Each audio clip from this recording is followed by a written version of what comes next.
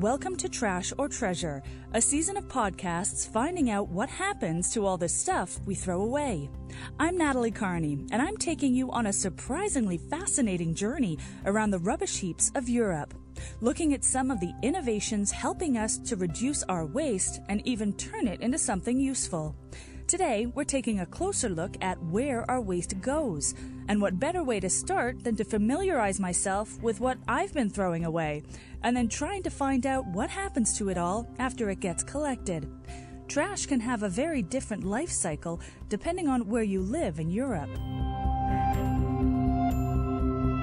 So I'm based in Germany, but I'm currently visiting family in Turkey, so I thought it would be quite interesting to see how waste management differs between the two countries, specifically between the two households. In Germany, we're very used to separating everything within the household before we bring them to big giant bins and further separate them. That's not so much the case here. We've just finished dinner, so now I'm cleaning up and putting the leftover food in to the exact same bag that everything else is in. What else is in here aside from the scraps from our dinner plate include a plastic bag for what used to hold peanuts. There's the shells in here of those peanuts and also from pistachios. There's a fizzy soda bottle. There's also the end pieces from melon, a broken tea glass, as well as a container that held milk. Now this should be squished down at least. I mean, to be honest, I'm not really sure where all this stuff goes. I'm very skeptical about it being separated at a larger plant.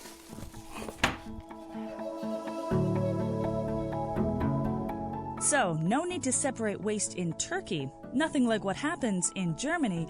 I've been living in Munich since 2017, and I've had a very different experience of what I do with my waste here compared to back in Turkey. Most homes have several bins for different materials, which are unloaded into bigger bins on the street, which are emptied regularly. The Germans pride themselves on being the best recyclers in the world. Another country which usually scores rather well in the European waste management table is neighboring Austria. My colleague Johannes Fleischberger is based there and has also been giving me a sneaky view of what's in his trash can. Hello from the Austrian capital, Vienna. I'm looking at what I've thrown away lately in my bin, which is standing here on the kitchen floor. It's a medium-sized bin of just 20 liters. And next to it there's a cardboard bag, which we use for paper waste. I just moved in here with my partner and we still have to adjust to each other's lifestyles, including waste recycling habits. Because actually I was used to separating glass and metal from the general waste, and I will definitely try to introduce this habit also in the new home. So in Austrian cities like here in Vienna, each building complex has its own bins for paper, for general waste and often also for organic waste. Instead, recycling bins for glass, metal and plastic packaging can be found in certain corners on the streets. In Vienna, the residual household waste is being incinerated within the city limits, producing energy for district heating and district cooling, which is quite a cool thing. Let's take a closer look at this general waste bin here in my kitchen. So, I can see leftover food, some plant trees, old toothbrush, and actually most of it's plastic, especially packaging material from online deliveries. So what about this plastic waste? According to EU statistics, only 1/3 of plastic packaging waste is recycled in Austria, which is a problem because Austria has one of the highest amounts of plastic waste per capita in the European Union. And in fact, the recycling rate in Austria has even fallen slightly in the last 10 years. While the recycling rate in 2008 was still significantly above the EU average, Austria has been below the EU average since 2013. This is definitely not good news and makes me want to try harder to do my part. I will definitely try to introduce more plastic recycling into my new household. Thanks, Johannes. You sound like you really do think about where your waste goes and try and recycle it as much as possible. Vienna's often been seen as a bit of a poster child for innovative waste management. Since the 1990s, Austrians have dramatically cut down the amount of waste they send to landfills, even passing laws to restrict their use. Instead, they incinerate large quantities of household rubbish, which is turned into energy for heating and, more recently, cooling. Trash to treasure, I wonder. Tell us more, Johannes. When people think of Austria, they're likely to visualize pristine snowy Alps and long winters. But summer temperatures in the capital, Vienna, are predicted to rise by more than 7 degrees over the next 30 years, and city authorities are taking note. They've been converting the city's waste into heating for 50 years, but now they're beginning to use rubbish to expand the district cooling network, making rubbish cool, so to speak. Waste is incinerated to produce a coolant, which is then pumped around buildings in order to lower room temperatures. Meet Georg Baresch from Wien Energie. We burn waste from about a third of the Viennese households.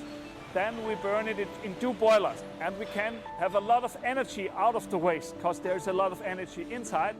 I've been visiting the Spittelau waste incinerator in the north of the city.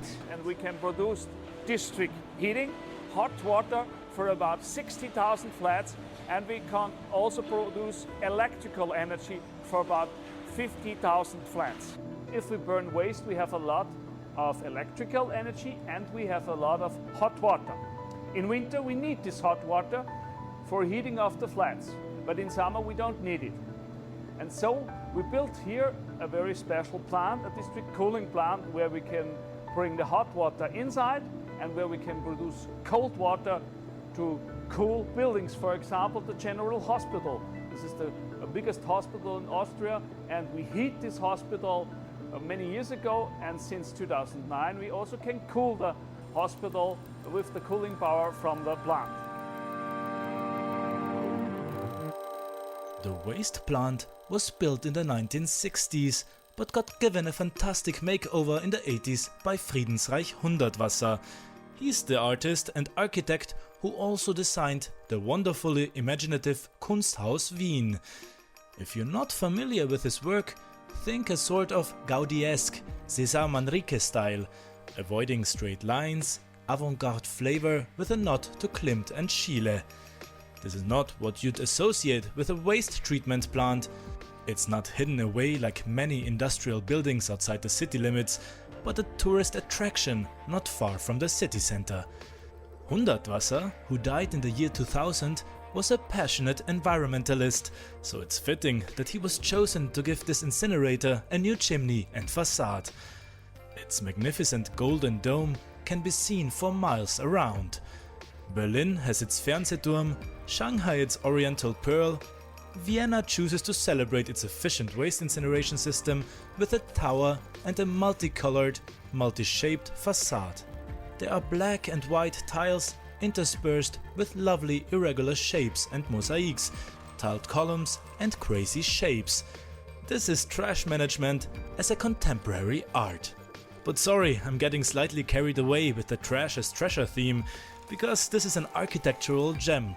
The Spittelau plant is one of 3 incinerators which burn more than 500,000 tons of residual waste each year. They're incredible mechanical beasts, capable of converting waste into heating for 400,000 households, and now being used for cooling too. In summer, waste heat is used to power the cooling systems which distribute the coolant directly to consumers. It's one of the largest systems in Europe, but the network is still relatively small. Vienna is now investing 80 million euros to build a cooling ring around the city center. This air conditioning system uses 70% less energy and produces 50% less CO2 than conventional devices. Of course, many environmentalists say incineration is not a sustainable solution for dealing with waste, and will always opt for recycling or producing or using less in the first place. Johann Fellner, associate professor at the University of Technology in Vienna, says the Spittelau incinerator is one of the cleanest systems available, but not yet zero emission. In In Austria, since 2004, it's forbidden to landfill waste which has an energy content which could be incinerated. So since this time period, all the residual waste in Austria is incinerated. I would say that Vienna's waste management system and waste incinerators are in a leading position all over the globe. We have emissions. There are definitely all the waste processes generate emissions, but emissions from waste incineration are very low. And if we compare it to traffic, that would imply that we travel about 100 kilometers by car if we compare emissions to waste incineration per person. The goal would be to enhance the recycling rate, to have more materials recycled, in particular plastics. So until 2050, 50% of the plastics packaging waste needs to be recycled. Today, at an Austrian level, we are about 34%, so we need to increase. And this higher recycling target demands to take out the plastics from the residual waste and recycle it, and there will be still enough quantities that need finally to be incinerated. For waste, we don't have a better solution than incineration. It's estimated that incinerating the entire annual waste produced by one person produces the same carbon emissions as driving a car 100 kilometers. And many people prefer the idea of making treasure out of trash, in terms of rubbish being converted into heating or cooling energy, better than burying it in landfill, or worse still, dumping it illegally. The Rautenweg is a landfill site on the city boundary. Here the slag and ashes from the incineration plant are rolled into the landscape. The waste is then covered with grass. Goats have been brought to life here. They not only eat the grass, they also entertain visitors who come to the site to learn about Vienna's extraordinary waste management system. Thanks again, Johannes. Not everyone agrees that incineration is the way to go. Just the thought of burning plastic fills me with anxiety, all those toxic fumes. Depending on how efficient the incinerator filters are at removing toxic material from emissions, some say it's an improvement on landfill and definitely illegal dumping. But it's not completely carbon neutral. Piotr Barczyk is a senior policy officer for circular economy and waste policies at the European Environmental Bureau and a co-founder and advisor of the Polish Zero Waste Association. Its impacts are significant for many reasons. Environmental pollution, that's one. Pollution is also kind of emissions and to the environment or to marine environment, to rivers, then to sea. It has also significant problems when it comes to CO2 emissions, because this fraction is typically the one that either has to be burned, and burning plastics is much less efficient in a production of energy, or burning of plastic generates much more CO2 than even equivalent of coal that is burned to produce the same amount of energy. So Piotr Barczyk says burning plastic produces even more carbon dioxide than coal. Do you remember what the Viennese professor Johann Fellner told Johannes? Incineration may be a solution for now, but we could all do with producing less waste in the first place and increasing our recycling rates instead. We are in 21st century. A generation of energy comes from different sources such as renewable. The aim of circular economy and countries such as Austria should go much more in reduction of streams of waste that are not recyclable, first of all. And Vienna, for example, is collecting only collecting the PET bottles. All the other plastic fraction, they don't collect as recyclable because it's not fitting into the system where such a huge incinerator has to be still operated for many years to come. So they need other plastic streams like wrappers, right, to feed this incinerator also with this calorific streams. And you know, incinerator in Vienna is actually accepting also a lot of other waste from the region already because they don't have enough in Austria. I myself love a good deposit return scheme. In Germany, as in several other countries, when you return bottles for recycling, you get cash or vouchers back. It's a win-win. Most European countries have targets for improving their recycling rates. The EU intend to reuse or recycle 55% of all municipal waste by 2025, 60% by 2030, and 65% by 2035. But what's the plan in non-EU countries? Let's go to Serbia now, where my colleague Alyosha Milenkovic has recently received a brand new bin, which he's very excited about.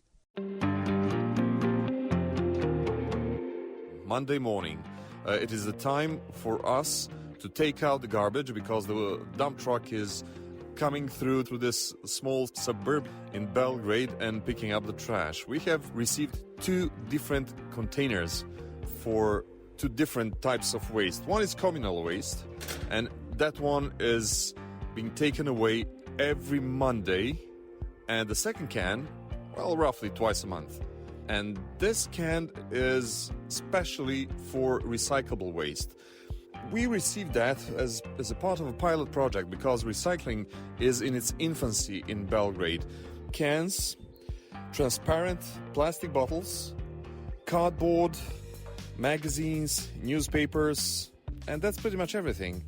But we realized that 1 trash can per 2 weeks is not enough because we produce much more recyclable waste than we thought we are, and apparently than the city authorities thought that we will produce. And we are very happy to be in position to recycle and to reduce the amount of communal waste we are actually throwing away and put much more into that recyclable area.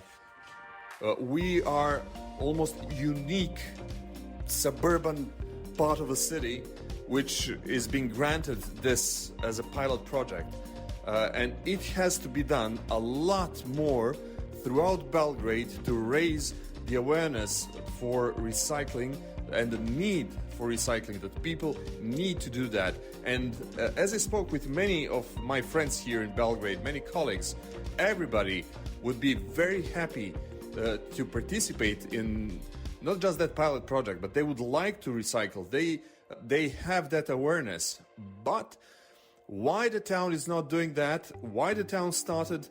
Well, from upside down. The town first has built or investing almost $500 million worth plant for incinerating waste and garbage, but they are not investing into recycling plants where we'll recycle plastics, rubber, things which cannot be incinerated in the incinerating facility. My family, we are happy that we have opportunity to recycle in Belgrade, and we would like to see much more people doing the same. Thanks, Alyosha. Great that people are feeling so excited about recycling in Belgrade. At the moment, the Serbian capital's waste is sent to a giant landfill site at Vinčar outside the city. It's not a pretty sight or the most fragrant of landscapes. We sent Alyosha to hold his nose and go and take a look. I am right now at Vinčar landfill. It is a huge waste dump, which is one of 10 worst eco-catastrophes, as was described by some in Europe. It is a huge landfill, which is the last destination for almost entire garbage production of Serbian capital of Belgrade. It is 1.7 million people living in Serbian capital. And since Serbia and Belgrade itself don't have almost any either recycling culture or recycling facilities for that waste, dozens and dozens or hundreds of trucks, dump trucks are coming every day to this place, and they are just unloading a lot of waste here. It's really, really horrible. Huge dump, and all the byproducts which are produced here, because so many things which are thrown here are in the process of decaying, are just releasing a lot of toxic material into water, into air. I'm seeing also some small fires which are apparently constantly burning. I was told that fires here cannot be extinguished because a lot of material which can be incinerated is actually burning constantly way under the ground. And that's something that cannot be rectified anytime soon. They will try to do something. They will try to put some kind of special material on top of entire hill, and they will try to reclaim this piece of land for eco purposes. But they will drill a lot of holes. When you see all this waste which is burning thousands and thousands of tons of waste, and a couple of small streams are actually flowing right through that wasteland, and they become so polluted it is almost impossible to see the water, because they became stream of toxic foam, and all that water actually ended up in nearby Danube River and polluting on the way to entire ecosystem from this place to the Danube River. Smell is something that you cannot describe, you cannot compare it to anything. It is smell which can be associated only with the places like this. And the smell isn't the only problem. As Alyosha says, the landfill sites are leaking into rivers, and along with illegal dumping, affecting some of the most beautiful places in the region.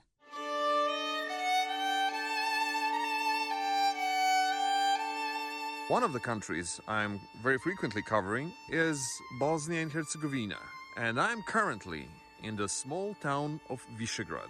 Visegrad is famous for two things. One is 16th century bridge. That iconic bridge was built by the Ottoman Empire back in 16th century, and that bridge is built over Drina River, one, if not the most pristine waters of the entire Balkans.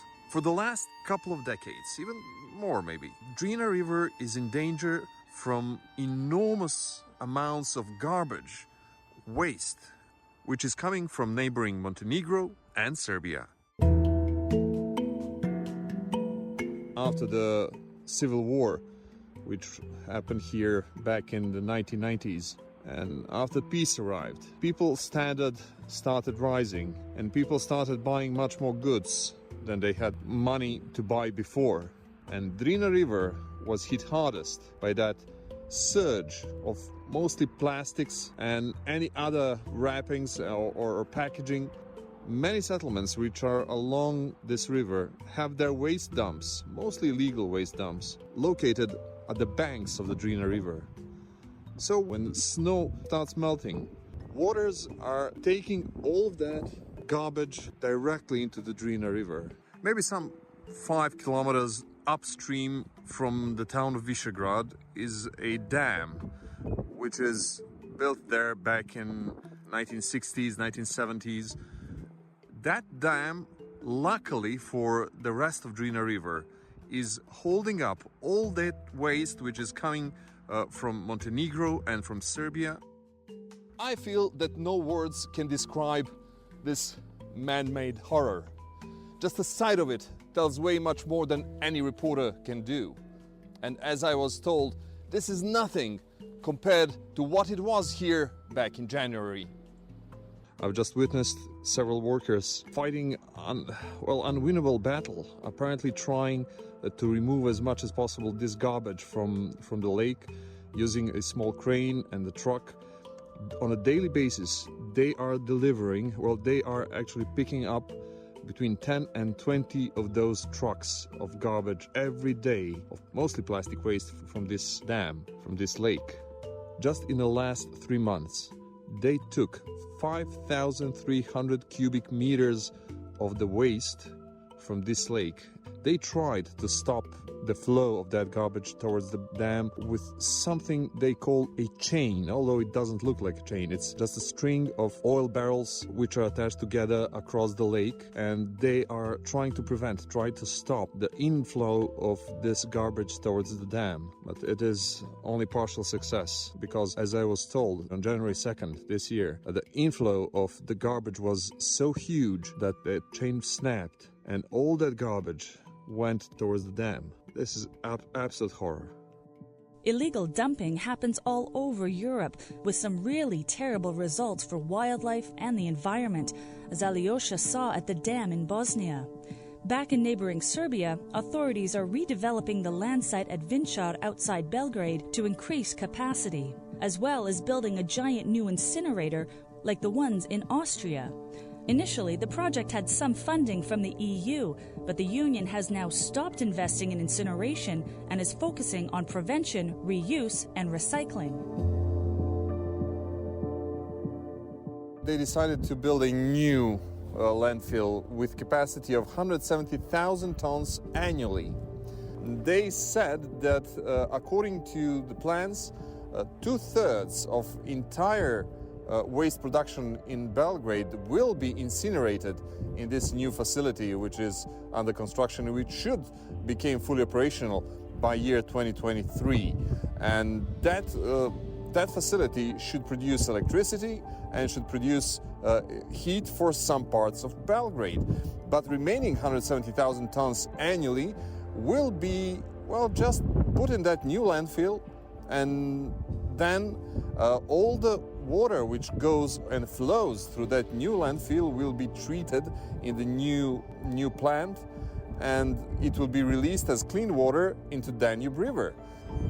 They don't have any recycling facility here.